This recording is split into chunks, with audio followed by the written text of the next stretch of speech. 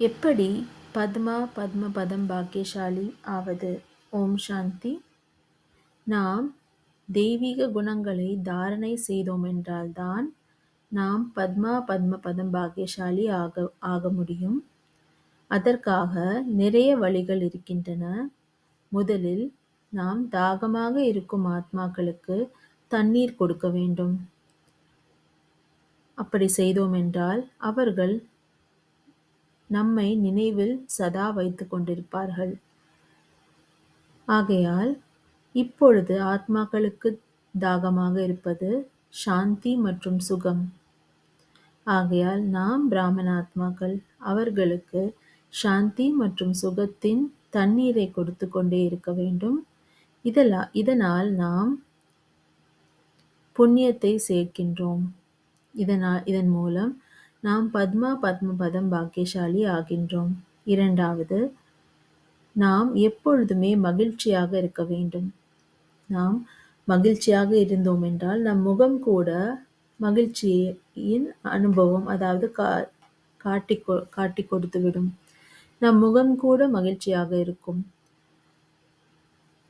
நம் முகம் மகிழ்ச்சியாக இருந்தால் அனைவரும் நம்மை பார்த்து அவர்களும் மகிழ்ச்சியில் இருப்பார்கள். அந்த மகிழ்ச்சி அனைவருக்கும் பரவும். இதனால் நாம் பத்மா பத்மபதம் பாக்கியசாலி ஆக முடியும். மூன்றாவது, நாம் யாத்திரை செல்ல வேண்டும். அதாவது ஆன்மீக யாத்திரை செல்ல வேண்டும்.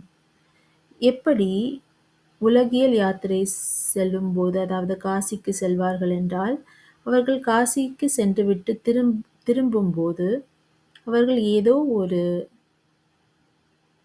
விஷயத்தை விட்டு விடுவார்கள். அதாவது, நான் இதை சாப்பிட மாட்டேன், நான் இனிமேல் இதை செய்ய மாட்டேன், நான் இதை முழுவதுமாக எப்பொழுதுமே விட்டு விடுகின்றேன். அப்படிப்பட்ட தீர்மானத்தில் எடுப்பார்கள்.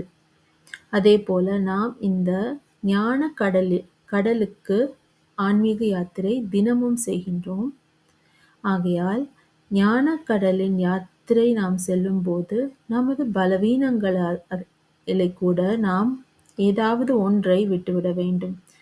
நமது பலவீனமோ, நமது குற்றமோ, குறையோ ஏதாவது ஒன்றை நாம் தினமும் விட்டுவிட்டோம் என்றால் நாம் குணங்களால் நிரம்பி விடுவோம். இந்த குணங்கள் மூலமாகத்தான் நாம் பத்மா பத்மபதம் பாக்கியசாலி ஆகின்றோம்.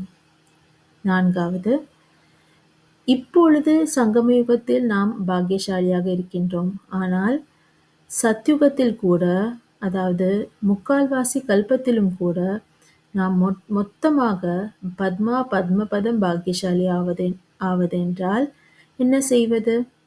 நாம் அதற்கு ஏற்றவாறு தான தர்மம், அதாவது புண்ணியத்தை சேர்க்க வேண்டும். இப்பொழுது அப்படி அந்த அளவிற்கு புண்ணியம் மற்றும் தான தர்மத்தை அதிகரித்து கொண்டோம் என்றால் நாம் முக்கால்வாசி கல்பமாக நாம் நிறைவாக இருப்போம். அதற்காக நாம் இப்பொழுது புண்ணியத்தின் அளவை அதிகரிக்க வேண்டும். கடவுளின் பேரில், அதாவது ஈஸ்வரின் பேரில் நாம் இந்த தானம் செய்கின்றோம். அதாவது ஞானத்தின் தானம், சக்திகளின் தானம் மற்றும் குணங்களின் தானம் செய்கின்றோம் என்றால் நாம் பாக்கியசாலியாக ஆகின்றோம். ஐந்தாவது, நாம் எப்பொழுதுமே தந்தையின், அதாவது உயர்ந்ததிலும் உயர்ந்த கடல், ஞானக்கடல், அன்பு கடல், சக்தியின் கடல், சர்வசக்திவானின் துணையை எப்பொழுதுமே வைத்துக் கொண்டோம் என்றால் நாம்